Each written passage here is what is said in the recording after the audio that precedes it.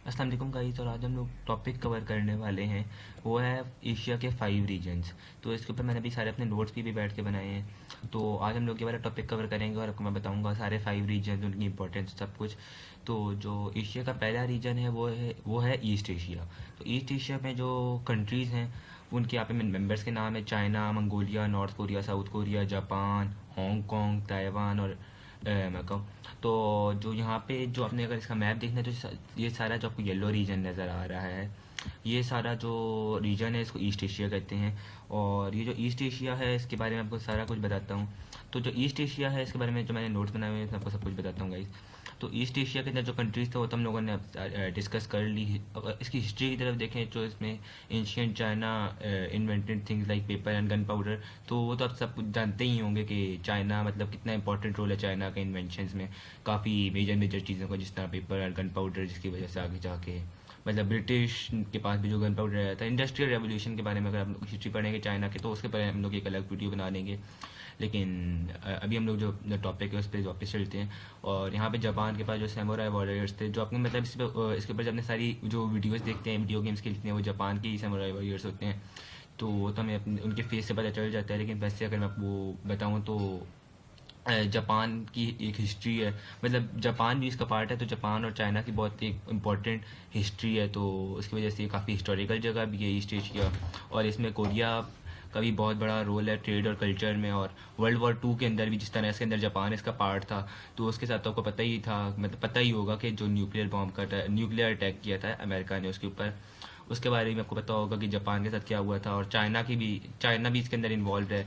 और सारे जो इसके अंदर एशियन टाइगर्स हैं, मतलब उनको तो पता होगा, जो सारी इकोनॉमिक बड़ी बड़ी इसके अंदर पावर्स हैं, तो वो सारी इसके पार्ट्स हैं। जिस तरह आप देख सकते हैं चाइना की आजकल जीडीपी सेकंड सबसे ज़्यादा है। साउथ कोरिया, जापान, ये तीनों मतलब काफ़ी डोमिनेंट इकोनॉमिक पावर्स हैं वर्ल्ड वाइड। लेकिन इन तीनों के आपस में जो रिलेशन है, मतलब जो जो जियो पोलिटिकल इशूज़ भी इनके हैं, जिस तरह north Korea, south Korea, China, Taiwan. और यहाँ पे आधी पार्टी जिस तरह नॉर्थ कोरिया और चाइना डेमोक्रेसी को सपोर्ट नहीं करती, मतलब कैपिटलिज्म, और डेमोक्रेसी को, कम्युनिज्म को सपोर्ट करती हैं। और वहीं जिस तरह आप ले सकते हैं ताइवान, सबसे जो इम्पोर्टेंट उसको मतलब सबसे ज़्यादा democratic country, one of the most democratic countries के अंदर ताइवान का नाम आता है। तो और वहीं अगर हम लोग इसको देखें चाइना का, तो वो एक बिल्कुल मतलब एक अलग कम्युनिस्ट पार्टी है। नॉर्थ कोरिया, साउथ कोरिया का भी यही है। तो चलें अगर आगे जाकर हम लोग दूसरे अपने साउथ एशिया की तरफ बढ़ते हैं। हाँ, तो गाइस आगे हम लोग अपना मूव ऑन करते हैं। तो जो हमारा नेक्स्ट रीजन है वो है साउथ एशिया रीजन। तो जिसके जो मेंबर कंट्रीज़ हैं उनके बारे में आपको बता देता हूँ। पाकिस्तान है, इंडिया है, श्रीलंका है, बांग्लादेश है, भूटान है और नेपाल है। तो जो लोग समझते हैं कि म्यांमार भी इनका पार्ट है, वो साउथ ईस्ट एशिया का पार्ट है, वो इनका पार्ट मतलब साउथ एशिया का पार्ट नहीं है। तो इसके अंदर जो टोटल 6 कंट्रीज़ हैं, जो जिनके बारे में मैंने आपको बता दिया। तो इसकी अगर हम लोग हिस्ट्री की तरफ देखें तो ये जो रीजन है, इसी रीजन से हिंदुज़म और बुद्धिज़्म की बर्थ प्लेस है। मतलब जिस तरह हमारी जो इस्लाम है उसकी बर्थ प्लेस और हॉली प्लेस, हॉली जो प्लेस है वो मक्का और सऊदी अरब से थोड़ी लिंक्ड है। वैसे ही जिस तरह आप हिंदुज़म और बुद्धिज़्म की साउथ एशिया से इस तरह काफ़ी इंपॉर्टेंस है हिंदुज़म और बुद्धिज़्म में। और यहाँ पे इंडस वैली सिविलाइजेशन के बारे में भी काफ़ी कुछ है। तो मतलब इंडस वैली सिविलाइजेशन यहीं अपना आपको डेवलप किया था और यहीं वो लोग रहते थे। इंडस वैली तो आपको पता ही होगा। जो हाँ, अगर हम लोग आगे रिवर्स में बात करें तो इंडस वैली भी इसी रीजन के लिए एक बहुत इंपॉर्टेंट रिवर है और one of the world biggest reverse में से भी वो कंसिडर करते हैं। लेकिन हाँ, सबसे बिगेस्ट तो आपको पता ही है नहीं है। और यहाँ पे ब्रिटिश ने भी काफ़ी अर्सा रूल किया था। तो पाकिस्तान, इंडिया, हाँ मतलब पाकिस्तान पे भी किया था, इंडिया में भी किया था, बांग्लादेश भी उनकी उन्हीं के अंडर आता था। तो इस रीजन में काफ़ी अर्सा ब्रिटिश ने भी 1857 से लेके 1947 तक, तो ये सारे एरिया थे इसमें रूल किया था। और 1857 से पहले भी इवन तो जो EIC थी, ईस्ट इंडिया कंपनी, तो इनडायरेक्टली इस पर ब्रिटिश का ही कंट्रोल था। तो मतलब काफ़ी अर्सा इस पर ब्रिटिश ने कंट्रोल किया है। मुग़ल एम्पायर ने भी इस एरिया पे काफ़ी हद तक कंट्रोल किया, लेकिन सारा वो कैप्चर नहीं कर सके थे। और यहाँ पे मराठा और काफ़ी ज़्यादा इसकी हिस्टोरिकल इंपॉर्टेंस भी है। और इसकी जो पॉपुलेशन है, पॉपुलेशन वाइज एशिया का सबसे ज़्यादा बिगेस्ट रीजन है पॉपुलेशन वाइज। और एरिया वाइज वही जब इन लोगों ने पहले पढ़ा था, ईस्ट एशिया वही है। और यहाँ पे जो इसके फेस्टिवल्स हैं और यहाँ का जो अपना इंडस्ट्रियल तो हमारी यहाँ पे ऐसा सच इतनी ग्रोथ नहीं है। लेकिन यहाँ पे जिस तरह हमारा पाकिस्तान या प्लेन एग्रीकल्चर टाइप की कंट्री है, मतलब हमारी ज़्यादातर जो स्पेंडिंग है वो एग्रीकल्चर में ही जाती है। लेकिन हाँ, जो यहाँ का बाकी ड्रामा इंडस्ट्री है, मूवीज़ की जो हमारी आगे इंडस्ट्री है, जिस तरह बॉलीवुड, लॉलीवुड है, तो वो भी मतलब काफ़ी डेवलप्ड अपनी मूवी इंडस्ट्रीज़ और ड्रामाज इंडस्ट्रीज़ हैं। और ईस्ट एशिया में भी जो साउथ कोरिया है उनकी भी काफ़ी डेवलप्ड, और चाइना की जो अपनी ड्रामाज इंडस्ट्रीज़ हैं और सीजन इंडस्ट्रीज़ हैं। तो साउथ एशिया के बारे में यही था। और आगे अब साउथ एशिया जो है यहाँ पे ऐसा जितने रिजर्व्स तो मतलब पाकिस्तान के अंदर भी अब लें तो काफ़ी ज़्यादा नेचुरल रिसोर्सेज हैं, लेकिन ऐसा मतलब इतनी ज़्यादा इकोनॉमिक ग्रोथ नहीं है, और पॉवर्टी भी काफ़ी ज़्यादा है इन सारे कंट्रीज़ में। तो ये पॉइंट आगे चले हम लोग अपने बढ़ते हैं साउथ ईस्ट एशिया की तरफ गाइस। हाँ तो गाइस जो हमारा नेक्स्ट रीजन है वो है साउथ ईस्ट एशिया, तो जिसके अंदर ये सारी जो पिंक पिंक कंट्रीज़ आप देख रहे हैं ये सारी इसके पार्ट है, जिसके अंदर इंडोनेशिया, मलेशिया, वियतनाम और इस तरह की भी सारी कंट्रीज़ आती हैं। और इसके अंदर ब्रुनाई भी आता है, जिसके जो मतलब आप उसके अंदर फुल एक मोनार्की सिस्टम है। तो जिस तरह उनका जो अभी एम्परर है हसन अल बोका है, उसकी आप लग्जरीज देख सकते हैं। तो ऐसा इस वजह से यही रीज़न है, जिस तरह इस तरह की जो डेवलपिंग कंट्रीज होती हैं वो मतलब डेवलप अपने आप को नहीं कर सकती उस तरह जिस तरह बाकी यूरोप में है, जिस तरह हमारा एशिया रीजन है। तो इसके अंदर जो आपको अगर मैं मेंबर्स का आगे डिटेल में बताऊं तो Indonesia, Thailand, Vietnam, Philippines, Malaysia, Singapore, Myanmar जो, हाँ म्यांमार जो हमारे साउथ एशिया के साथ लगता है वो साउथ ईस्ट एशिया का पार्ट है, इसके बारे में मैंने आपको पहले ही बताया था। कंबोडिया, लाओस, ब्रुनाई और ये सारी कंट्रीज आती हैं। जो इसकी हिस्ट्री है वो इन्फ्लुएंस्ड बाय इंडिया, चाइना और यूरोपियन कॉलोनाइजर्स। जिस तरह यूरोपियन कॉलोनाइजर्स में फ्रांस आता है, ब्रिटेन आता है, जिसके हम लोग भी एक मतलब जो उनके कॉलोनाइजर्स थे उन्होंने हमारे साउथ एशिया को भी रूल किया है।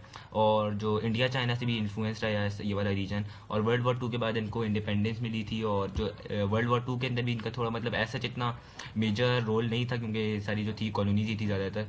और जो इसके अंदर मेजर वॉर हुई थी वो वियतनाम वॉर ही हुई थी, जो इनकी आपस में वॉर हुई थी अमेरिका और इनकी। और बाकी अगर हम लोग इनकी पॉपुलेशन की बात करें तो 700 मिलियन है, और एरिया की बात करें 4.5 मिलियन स्क्वायर किलोमीटर्स है। और ठीक ठाक है यार, मतलब पॉपुलेशन डेंसिटी भी एवरेज ही है इनकी। और अगर इनके ऊपर बात करें हम लोग तो ये स्पाइसेस की वजह से इनकी पॉपुलैरिटी ज़्यादा है। ट्रेड सिटीज़ लाइक सिंगापुर, मतलब इनकी ट्रेडिंग भी सही है, और ये स्पाइसेस की वजह से भी बहुत ज़्यादा पॉपुलर है ना। इनके अंदर ट्रॉपिकल आइलैंड भी काफ़ी हैं, और जो one of the biggest island है ग्रीनलैंड के बाद। तो वन ऑफ द बिगेस्ट तो नहीं, मतलब बिगेस्ट तो नहीं, one of the biggest Papua New Guinea है, वो भी इसी का पार्ट है।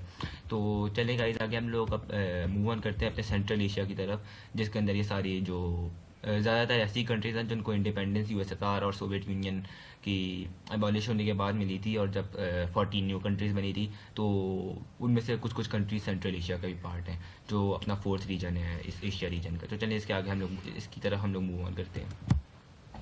तो गाइस सेंट्रल एशिया की तरफ मूव ऑन करने से पहले मैं कोई एक और बात बता दूं अपनी साउथ ईस्ट एशिया की तरफ से, कि जो सबसे ज़्यादा मुस्लिम मेजॉरिटी कंट्री है इंडोनेशिया, वो भी इसी का पार्ट है। और ये अपने टाइगर कप्स की वजह से भी काफ़ी ज़्यादा पॉपुलर है। तो चलने अब आगे हम लोग सेंट्रल एशिया की तरफ मूव ऑन करते हैं। मैंने आपको जो दो इंपॉर्टेंट बातें बतानी थी साउथ ईस्ट एशिया के बारे में वो बता दी।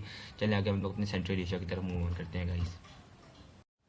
हाँ तो गाइस सेंट्रल एशिया की जो कंट्रीज पार्ट हैं वो है कजाकिस्तान, उज़्बेकिस्तान, तुर्कमेनिस्तान, किर्गिस्तान और ताजिकिस्तान। तो ये सारी वही कंट्रीज़ हैं जिन्होंने यूएसएसआर के अलग होने के बाद इंडिपेंडेंस ली थी, इंडिपेंडेंट कंट्रीज़ बनी थी।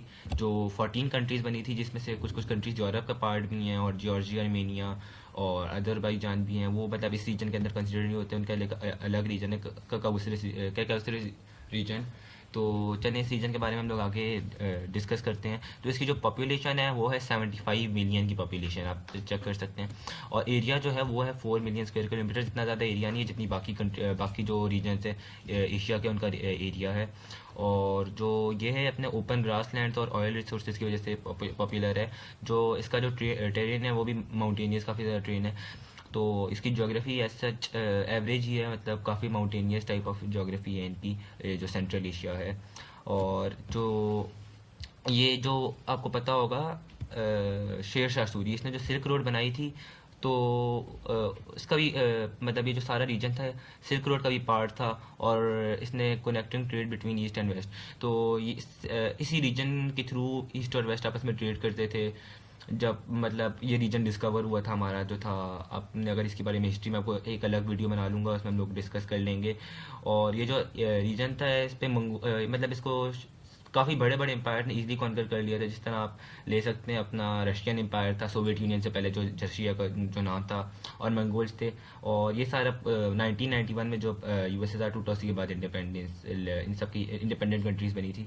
तो चलें, सेंट्रल एशिया के बारे में हम लोगों ने यही था। चलें आपको मैं एक दफ़ा इसका मैप भी दिखा देता हूँ। तो ये जो सारा अफगानिस्तान इसका पार्ट नहीं है, तो ये मैप ऐसा सच इतना एक्यूरेट नहीं है, लेकिन चलें अगर हम लोग देखें तो ये जो सारी कज़ाकिस्तान, उज़्बेकिस्तान, तुर्कमेनिस्तान, किर्गिस्तान और ताजिकिस्तान, ये जो 5 कंट्रीज़ हैं और ये सारी इसके पार्ट हैं। लेकिन अफगानिस्तान जो है वो इसका पार्ट नहीं है, और ये जो तीनों जॉर्जिया, आर्मेनिया और अज़रबैजान है, ये भी इसका पार्ट नहीं है।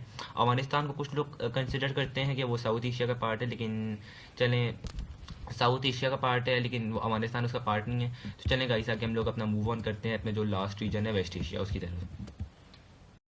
गाइस, जो हमारा नेक्स्ट रीजन है वो है वेस्ट एशिया, जिसको वर्ल्ड वाइड मिडल ईस्ट कहते हैं।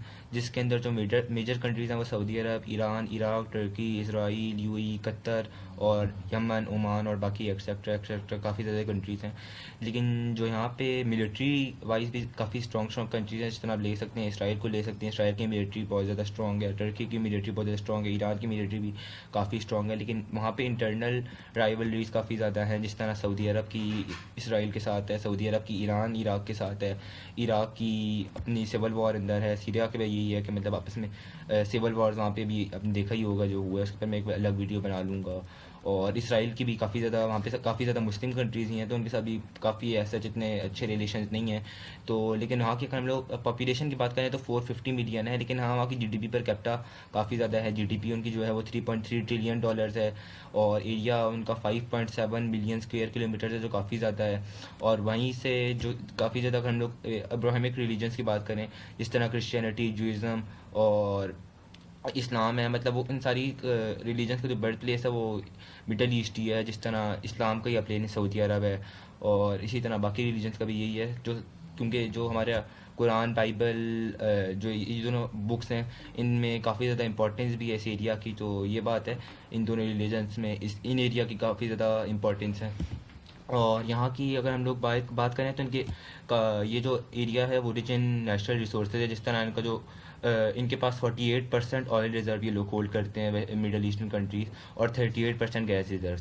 और अगर हम लोग इनकी एक्सपोर्ट्स की बात करें तो 2023 के अंदर इन्होंने 30% ऑयल एक्सपोर्ट किया था वर्ल्ड वाइड, और 29% गैस एक्सपोर्ट की थी। तो ये काफ़ी ज़्यादा लार्ज फिगर है गाइस। तो यही बात है, ये इनके पास जो नेचुरल रिसोर्सेज हैं वही इनकी मतलब एक गोल्डन बर्ड है।